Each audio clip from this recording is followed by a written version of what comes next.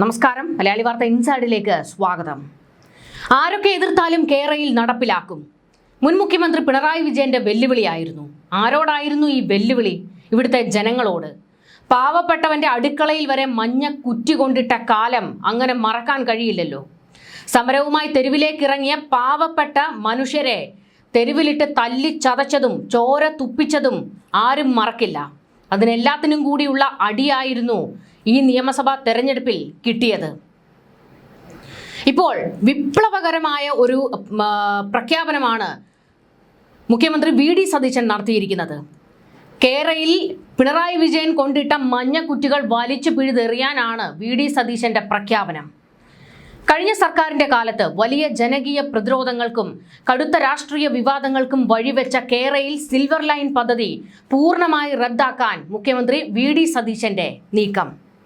സതീശന്റെ നേതൃത്വത്തിൽ ചേർന്ന രണ്ടാം മന്ത്രിസഭാ യോഗത്തിൽ ചരിത്രപരമായ തീരുമാനമാണ് എടുത്തിരിക്കുന്നത്. പദ്ധതിക്കായി ഭൂമി ഏറ്റെടുക്കാൻ പുറപ്പെടുവിച്ചിരുന്ന എല്ലാ വിജ്ഞാപനങ്ങളും ഔദ്യോഗികമായി ഡീനോട്ടിഫൈ ചെയ്യാനും മന്ത്രിസഭ തീരുമാനിച്ചു. ഇതോടെ സ്വന്തം ഭൂമിയിന്മേൽ യാതൊരുവിധ അവകാശവുമില്ലാതെ വർഷങ്ങളായി ആശങ്കയിലായിരുന്ന ആയിരക്കണക്കിന് ഭൂ ഉടമകൾക്കാണ് പുതിയ സർക്കാർ വലിയ ആശ്വാസം നൽകിയിരിക്കുന്നത്. പദ്ധതിയുമായി ബന്ധപ്പെട്ട് റവന്യൂ വകുപ്പ് സംസ്ഥാനത്തുടനീളം സ്ഥാപിച്ച വിവാദമായ മഞ്ഞക്കുറ്റികൾ പൂർണ്ണമായി നീക്കം ചെയ്യാനും ഇതിനായി റവന്യൂ വകുപ്പിനെ ചുമതലപ്പെടുത്താനും മന്ത്രിസഭ ഉത്തരവിട്ടു. സിൽവർ ലൈൻ വിരുദ്ധ സമരങ്ങളുമായി ബന്ധപ്പെട്ട് സംസ്ഥാനത്തിന്റെ വിവിധ ഭാഗങ്ങളിലായി ജനങ്ങൾക്കെതിരെ രജിസ്റ്റർ ചെയ്തിട്ടുള്ള മുഴുവൻ കേസുകളും പിൻവലിക്കാനും മന്ത്രിസഭാ യോഗത്തിൽ തത്വത്തിൽ ധാരണയായിട്ടുണ്ട്. നിലവിലുള്ള കേസുകളുടെ സ്വഭാവം കൃത്യമായി പരിശോധിച്ച് അവ പിൻവലിക്കുന്നതിനുള്ള നടപടികളിലേക്ക് കടക്കാൻ ആഭ്യന്തര വകുപ്പിന് മുഖ്യമന്ത്രി നിർദ്ദേശം നൽകി. ആഭ്യന്തര വകുപ്പ് നടത്തുന്ന ഈ പരിശോധനയ്ക്ക് ശേഷം സമർപ്പിക്കുന്ന അന്തിമ ശുപാർശ സർക്കാർ അടിയന്തരമായി നടപ്പിലാക്കും. വികസനത്തിന്റെ പേരിൽ ജനങ്ങളെ ദ്രോഹിച്ച മുൻ സർക്കാരിന്റെ നടപടികൾ തിരുത്തുമെന്ന യു.ഡി.എഫിന്റെ തെരഞ്ഞെടുപ്പ് വാഗ്ദാനമാണ് ഇതിലൂടെ നടപ്പിലാകുന്നതെന്ന് മന്ത്രിസഭാ തീരുമാനങ്ങൾ വിശദീകരിച്ച് മുഖ്യമന്ത്രി വ്യക്തമാക്കി. മികച്ച ഒരു തുടക്കം തന്നെയാണ് വി.ഡി. സതീശന്റേത്. കാരണം വി.ഡി. സതീശൻ തന്നെ കൊടുത്ത ഒരു വാഗ്ദാനമായിരുന്നു അധികാരത്തിൽ വന്നു കഴിഞ്ഞാൽ ഈ മഞ്ഞക്കുറ്റികൾ വലിച്ചു പിഴുതെറിയും എന്നുള്ളത്.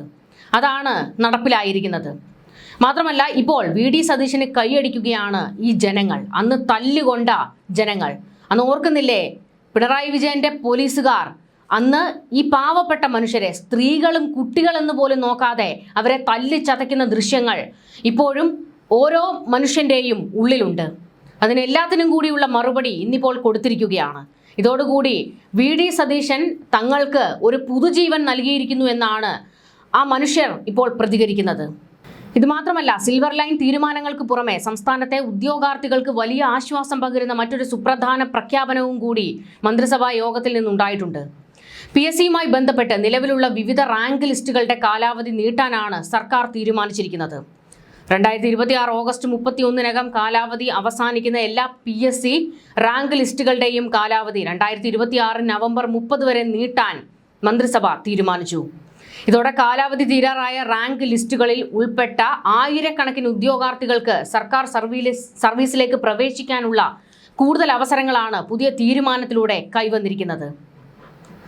ഇതും ഒരു മികച്ച തീരുമാനം തന്നെയാണ്. കാരണം നമുക്കറിയാം, പിണറായി വിജയൻ സർക്കാരിന്റെ കാലത്ത് ഇവിടെ തെരുവിൽ കിടന്ന്, അതായത് സെക്രട്ടേറിയറ്റിന്റെ പടിക്കൽ ശയനപ്രദക്ഷിണം ചെയ്തും മൊട്ടയടിച്ചും ആ ചുട്ടുപൊള്ളുന്ന വെയിലത്ത് ചെരുപ്പിടാതെ നടന്നുമൊക്കെ വലിയ പ്രതിഷേധങ്ങളായിരുന്നു PSC ഉദ്യോഗാർത്ഥികൾ നടത്തിയത്. എന്നാൽ ആ സമരത്തിലേക്ക് ഒന്ന് കണ്ണെത്തി നോക്കാൻ പോലും പിണറായി വിജയൻ അന്ന് തയ്യാറായിരുന്നില്ല. അതിനെല്ലാത്തിനും കൂടിയുള്ള തിരിച്ചടികളാണ് ഇപ്പോൾ പിണറായിക്ക് കിട്ടിക്കൊണ്ടിരിക്കുന്നത്. എന്തായാലും സിൽവർ ലൈൻ വി.ഡി. സതീശൻ ആ മഞ്ഞക്കുറ്റികൾ പറിച്ചെറിഞ്ഞതോടെ കരഞ്ഞു മെഴുകുന്നത് പാർട്ടി സെക്രട്ടറി M.V. ഗോവിന്ദനായിരിക്കും. കാരണം M.V. ഗോവിന്ദനാണല്ലോ അപ്പക്കച്ചവടത്തിന് വേണ്ടിയിട്ട് കേരളയിൽ നടപ്പിലാക്കണം എന്നൊക്കെ പറഞ്ഞത്. കൂറ്റനാട് പോയി അപ്പം വിറ്റ് എത്രയും വേഗത്തിൽ തൊഴിലാളികൾക്ക് തിരിച്ചെത്താം എന്നൊക്കെയുള്ള വലിയ താത്വികമായ മണ്ടത്തരമൊക്കെ വിളമ്പിയ M.V. ഗോവിന്ദൻ ഇതിനി എങ്ങനെ സഹിക്കുമോ എന്തോ. സിൽവർ ലൈൻ പദ്ധതി വൻതോതിലുള്ള കുടിയൊഴിപ്പിക്കലും പാരിസ്ഥിതിക ആഘാതവും സൃഷ്ടിക്കുമെന്ന് സമ്മതിച്ച് LDF സർക്കാർ തന്നെ പിന്നീട് പ്ലേറ്റ് മാറ്റുന്നതും നമ്മൾ കണ്ടതാണ്.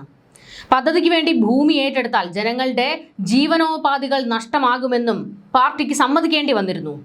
സർക്കാരിന്റെ കാലാവധി അവസാനിക്കുന്നതിന് തൊട്ടു മുൻപ് കേന്ദ്രത്തിന് സമർപ്പിച്ച റിപ്പോർട്ടിലായിരുന്നു പിണറായി വിജയന്റെ ഈ കുറ്റസമ്മതം. ഭരണം തീരാറായപ്പോഴാണ് സിൽവർ ലൈൻ പദ്ധതി ദോഷകരമാകുമെന്ന് പിണറായി സർക്കാരിന് തിരിച്ചറിവുണ്ടായത്.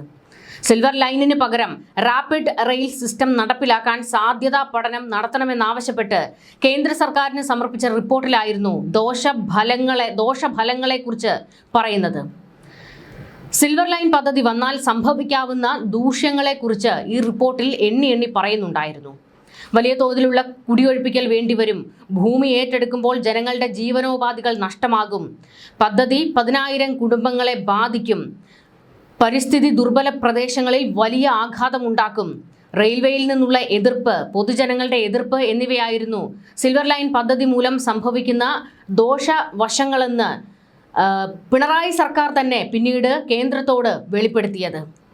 സിൽവർ ലൈൻ പദ്ധതിക്ക് കേരളയിൽ കണക്കാക്കിയ ചെലവ് 63,940 കോടിയാണെങ്കിലും നീതി ആയോഗിന്റെ കണക്കിൽ ചെലവ് 1.26 ലക്ഷം കോടിയാണെന്നും വ്യക്തമായിരുന്നു. സിൽവർ ലൈൻ പദ്ധതിക്കെതിരെ സംസ്ഥാനം ഒട്ടുക്ക് പ്രതിഷേധ സമരങ്ങൾ നടന്നപ്പോൾ സർക്കാർ സ്വീകരിച്ച നിലപാടിന് ഘടകവിരുദ്ധമായിരുന്നു ഇത്. സമരത്തെ അടിച്ചമർത്താൻ ശ്രമിച്ചതിനൊപ്പം ഗുണഗണങ്ങൾ വിശദീകരിച്ച് ബദൽ ക്യാമ്പയിനും സംഘടിപ്പിച്ചിരുന്നു. എന്നാൽ അന്ന് പറഞ്ഞതെല്ലാം തെറ്റായിരുന്നു എന്ന കുറ്റസമ്മതം പിന്നീട് പിണറായി ഭരണകാലത്ത് തന്നെ അതിൻ്റെ അവസാന കാലത്തെ റിപ്പോർട്ടിൽ വെളിപ്പെടുത്തിയത്. അപ്പോൾ അവർക്കറിയാമായിരുന്നു ഇതെല്ലാം പ്രശ്നങ്ങളാണ്, പക്ഷേ 10 കാശ് പെട്ടിയിൽ വീഴാനുള്ള ഒരു പദ്ധതിയായിട്ടായിരുന്നു പിണറായി ഇതിനെ കണ്ടത്. പക്ഷെ അത് അടപടലം പൊളിഞ്ഞുപോയി. ഇന്നിപ്പോൾ പുതിയ സർക്കാർ അധികാരം ഏറ്റെടുത്തതോടെ അവർ ആദ്യം ചെയ്തിരിക്കുന്നത് ആ മഞ്ഞക്കുറ്റികൾ പിഴുതെറിയാൻ ഉത്തരവിട്ടിരിക്കുകയാണ്. പിണറായിക്ക് ഇത് വെള്ളിടിയേറ്റതുപോലത്തെ ഒരവസ്ഥയാണ്.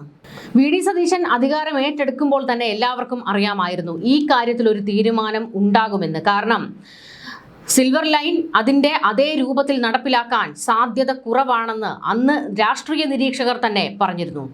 പകരം പരിസ്ഥിതിക്ക് കോട്ടം തട്ടാത്തതും ഇന്ത്യൻ റെയിൽവേയുടെ ഭാഗവുമായ ഒരു അതിവേഗ റെയിൽ വികസനത്തിനാകും വി.ഡി. സതീശൻ മുൻഗണന നൽകുക എന്നും ഇപ്പോൾ ചില ചർച്ചകൾ നടക്കുന്നുണ്ട്. കാരണം ഒരു പദ്ധതി വേണം എന്ന് ആഗ്രഹിക്കുന്നവരും ഈ നാട്ടിലുണ്ട്. അതായത് ഒരു അതിവേഗ റെയിൽ വേണമെന്നുള്ള ആഗ്രഹമുള്ളവരുമുണ്ട്. എന്നാൽ അത് ആർക്കും ദോഷമില്ലാത്ത രീതിയിൽ എങ്ങനെ നടപ്പിലാക്കാം എന്നുള്ളതിനെക്കുറിച്ച് ഈ സർക്കാർ ഒരു ചർച്ച നടത്തിയേക്കും, അതിനുവേണ്ട നടപടികൾ സ്വീകരിക്കും എന്നുള്ള ഉറച്ച വിശ്വാസവും ഇവർക്കൊക്കെ ഉണ്ട്. കാസർഗോഡ് മുതൽ തിരുവനന്തപുരം വരെയുള്ള അതിവേഗ റെയിൽ പദ്ധതിയായിരുന്നു പഴയ സിൽവർ ലൈൻ. 4 മണിക്കൂർ കൊണ്ട് കാസർഗോഡ് നിന്ന് തിരുവനന്തപുരത്തേക്ക് എത്തുമെന്ന അവകാശവാദമായിരുന്നു LDF മുന്നോട്ട് വെച്ചത്. എന്നാൽ പദ്ധതിക്കെതിരെ ജനം തെരുവിലിറങ്ങി സമരം കടുപ്പിച്ചു. പലയിടത്തും സമരക്കാരും പോലീസും തമ്മിൽ സംഘർഷം നടന്നു. തുടർന്ന് കേന്ദ്ര നിർദ്ദേശങ്ങൾ കൂടി തടസ്സമായി വന്നതോടെ പദ്ധതി മുടങ്ങുകയായിരുന്നു. മുഖ്യമന്ത്രി എന്ന നിലയിൽ സതീശൻ സെമി ഹൈസ്പീഡ് റെയിൽ പദ്ധതിയിൽ സ്വീകരിക്കുന്ന നിലപാടുകൾ അതീവ പ്രാധാന്യമർഹിക്കുന്നവയാണ് എന്നും ഇപ്പോൾ ചർച്ചകൾ വരുന്നുണ്ട്. പ്രതിപക്ഷ നേതാവായിരുന്നപ്പോൾ അദ്ദേഹം മുന്നോട്ട് വെച്ച പ്രധാന വാദം സിൽവർ ലൈൻ സാമ്പത്തികമായും പാരിസ്ഥിതികമായും തകർക്കുന്നതാണ് എന്നായിരുന്നു. മുഖ്യമന്ത്രി എന്ന നിലയിൽ അദ്ദേഹം സിൽവർ ലൈൻ പുനർവിചിന്തനം നടത്തും എന്ന് എല്ലാവർക്കും അറിയാമായിരുന്നു. അതുതന്നെയാണ് ഇപ്പോൾ സംഭവിച്ചിരിക്കുന്നതും. ആ മഞ്ഞക്കുറ്റികൾ എടുത്ത് കളഞ്ഞേക്കാൻ വി.ഡി. സതീശൻ പറയുമ്പോൾ അതിന് കയ്യടി കിട്ടുന്നുണ്ടെങ്കിൽ ഒരു കൂട്ടം മനുഷ്യർ അത്രത്തോളം ദുരിതം അനുഭവിച്ചിട്ടുണ്ട്. നമ്മൾ കണക്ക് കൂട്ടുന്നതിനപ്പുറത്തെ ദുരിതത്തിലൂടെയാണ് ആ മനുഷ്യർ ആ മഞ്ഞക്കുറ്റി അവരുടെ സ്ഥലത്ത് വീണപ്പോൾ അനുഭവിച്ചു തുടങ്ങിയത്. അതായത് പലർക്കും സ്ഥലം വിൽക്കാൻ കഴിയാത്ത സാഹചര്യം, അവരുടെ ഭൂമിയിൽ അവരുടെ പോലും സമ്മതമില്ലാതെ ഒരു മഞ്ഞക്കുറ്റി ഒരു സർക്കാർ അവരുടെ ധാർഷ്ട്യം കാണിക്കാൻ കൊണ്ട് കുഴിച്ചിടുന്നു. എന്നിട്ട് അത് പിഴുതെറിഞ്ഞവർക്ക് നേരെ എത്ര കേസുകളാണ് പോലീസിനെ കൊണ്ട് എടുപ്പിച്ചത്. ഇത് മാത്രമോ, സ്ത്രീകളെന്നും കുട്ടികളെന്നും നോക്കാതെ പലരെയും തല്ലിച്ചതച്ചു. ഇതൊക്കെ എന്തിനു വേണ്ടിയായിരുന്നു? ജനങ്ങളെ കൊണ്ട് വെറുപ്പിച്ചു എന്നല്ലാതെ മറ്റൊന്നും ഇതുകൊണ്ടുണ്ടായില്ല. പിണറായി സർക്കാർ പദ്ധതി നടപ്പിലാക്കില്ല എന്നുറപ്പായിട്ടും കേരളയിലിന്റെ ഭാഗമായി ഇറക്കിയ ഉത്തരവുകൾ റദ്ദാക്കിയിരുന്നില്ല. ഭൂമി വിൽക്കാനോ പണയം വെക്കാനോ കഴിയാതെ കേരളയിൽ പദ്ധതി പ്രദേശത്തെ ജനം ദുരിതത്തിലായിരുന്നു. ഭൂമി ഏറ്റെടുക്കൽ നടപടി റദ്ദാക്കിയിട്ടും സമരത്തിന്റെ ഭാഗവാക്കായവർക്കെതിരെയുള്ള ക്രിമിനൽ കേസുകളും തുടരുകയാണ്. മാടപ്പള്ളിയിൽ സംഘർഷമുണ്ടായതിന്റെ 4ാം വാർഷികം കഴിഞ്ഞ മാസം സമരക്കാർ സംഘടിപ്പിച്ചിരുന്നു. അന്ന് സർക്കാരിനെതിരെ, അതായത് പഴയ സർക്കാരിനെതിരെ വലിയ വിമർശനങ്ങൾ ആ ജനങ്ങൾ ഉയർത്തി. ഇന്നിപ്പോൾ വി.ഡി. സതീശന്റെ പ്രഖ്യാപനം ആ മഞ്ഞക്കുറ്റി എടുത്ത് കളയുന്നതിനോടൊപ്പം തന്നെ അവരുടെ ഭൂമി അവർക്കുള്ളതാണ് എന്ന് തെളിയിക്കുന്ന രീതിയിലുള്ള നടപടികളിലേക്കും അതിന് നിങ്ങൾ തന്നെയാണ് അവകാശികൾ എന്ന് വ്യക്തമായി പറഞ്ഞു കൊടുക്കുകയാണ്. ഇനി അവർക്ക് ആ ഭൂമി അവരുടെ ഇഷ്ടത്തിന് എന്ത് വേണമെങ്കിലും ചെയ്യാം. ഈ കേസുകളും പിൻവലിക്കും എന്നുള്ളതാണ് ഇപ്പോഴത്തെ ചില പ്രധാന റിപ്പോർട്ടുകൾ. സമരത്തിൽ പങ്കെടുത്ത് കേസായതോടെ നിരവധി പേർക്ക് പാസ്പോർട്ട് ലഭിക്കാത്ത സ്ഥിതി വരെ ഉണ്ടായി. ഏറെ കൊട്ടി ഘോഷിച്ച സിൽവർ ലൈൻ പദ്ധതി ഒടുവിൽ സർക്കാരും ഉപേക്ഷിച്ചു. പക്ഷെ അപ്പോഴും ദുരിതത്തിൽ നിന്ന് ഈ പറയുന്ന ഈ കള്ളക്കേസുകൾ ഉൾപ്പെടെ എടുപ്പിച്ചവർ ദുരിതം അനുഭവിക്കുകയായിരുന്നു. കള്ളക്കേസുകൾ തലയിൽ വീണവർ പുറത്തേക്ക് പോലും പോകാൻ കഴിയാതെ പ്രതിസന്ധിയിലേക്ക് വീഴുകയായിരുന്നു. എത്ര ചെറുപ്പക്കാരാണ് അതിൻ്റെ ദുരിതം അനുഭവിച്ചത്. അവർക്കെല്ലാവർക്കും ഇപ്പോൾ നീതി കിട്ടിയിരിക്കുകയാണ്. കേസും കോടതിയുമായി കയറി ഇറങ്ങി ആ മനുഷ്യർ മടുത്തുപോയിരുന്നു. സർവേ നടത്തിയ ഭൂമിയിൽ ക്രയവിക്രയം ചെയ്യാൻ സാധിക്കുന്നില്ലെന്നും റിയൽ എസ്റ്റേറ്റ് മാഫിയ ഭൂമിയുടെ വില ഇടിച്ചു താഴ്ത്തിയെന്നും ആ മനുഷ്യർ പറഞ്ഞിരുന്നു. ഭൂമി വാങ്ങാനോ പണയം വെക്കാനോ കഴിയാത്ത സ്ഥിതിയായിരുന്നു. 10 ലക്ഷത്തിന് മുകളിൽ വിലയുണ്ടായിരുന്ന ഭൂമിക്ക് 4 ലക്ഷം രൂപ തരാമെന്ന് പറയുന്നതെന്നും, അതായത് അത്രയും ഇടിച്ചു താഴ്ത്തി വില പറഞ്ഞു തുടങ്ങിയെന്നും ആ ജനങ്ങൾ പ്രതികരിച്ചിരുന്നു. ഞങ്ങളെ ഈ ദുരിതത്തിൽ നിന്ന് ഒന്ന് രക്ഷിക്കണം എന്നായിരുന്നു അവർ ആവർത്തിച്ചു പറഞ്ഞത്. UDF വന്നാൽ ആദ്യ മന്ത്രിസഭാ യോഗത്തിൽ തന്നെ കേരളയിൽ പദ്ധതി റദ്ദാക്കാൻ നടപടി എടുക്കും എന്ന് VD സതീശൻ പ്രഖ്യാപിച്ചത്. അത് നടപ്പിലാക്കുകയാണ് ഇപ്പോൾ ചെയ്തിരിക്കുന്നത്. അതുകൊണ്ടാണ് അദ്ദേഹം ഇപ്പോൾ ഒരു ജനപ്രിയ മുഖ്യമന്ത്രി എന്നുള്ള രീതിയിൽ തുടക്കത്തിൽ തന്നെ ഖ്യാതി നേടുകയാണ്. ഇത്തരത്തിൽ കഴിഞ്ഞ സർക്കാരിന്റെ കാലത്ത് ദുരിതം അനുഭവിച്ചവർക്കൊക്കെ ഇപ്പോൾ ഒരു ആശ്വാസകരമായിട്ടുള്ള പ്രവർത്തനങ്ങളാണ് VD സതീശന്റെ ഭാഗത്ത് നിന്ന് ഉണ്ടാകുന്നത്. ഇതെല്ലാം കയറിയതിന്റെ ആവേശത്തിൽ ചെയ്യുന്നതാണോ അതോ ഇത് തുടർന്നു കൊണ്ട് പോകുമോ അദ്ദേഹം തുടർന്നു കൊണ്ട് പോകുമോ എന്നുള്ളത് കാത്തിരുന്ന് കാണണം. തുടർന്നു കൊണ്ട് പോകുമെങ്കിൽ ജനങ്ങൾക്ക് അനുകൂലമായിട്ടുള്ള നടപടികളും നിലപാടുകളുമാണ് സ്വീകരിക്കുന്നതെങ്കിൽ ഉറപ്പായും ഒരു ജനകീയ മുഖ്യമന്ത്രി എന്ന പേരെടുക്കും VD സതീശൻ. നമുക്ക് കാത്തിരുന്ന് കാണണം എന്ത് സംഭവിക്കുമെന്നുള്ളത്. എന്തായാലും ആ മഞ്ഞക്കുറ്റി, വിജയന്റെ മഞ്ഞക്കുറ്റി ഞങ്ങൾ പറിച്ചെറിഞ്ഞിരിക്കുന്നു എന്ന് ജനങ്ങൾ പച്ചയ്ക്ക് പറയുന്നു. ന്യൂസ് ഡെസ്ക് മലയാളി വാർത്ത ഇൻസൈഡ്.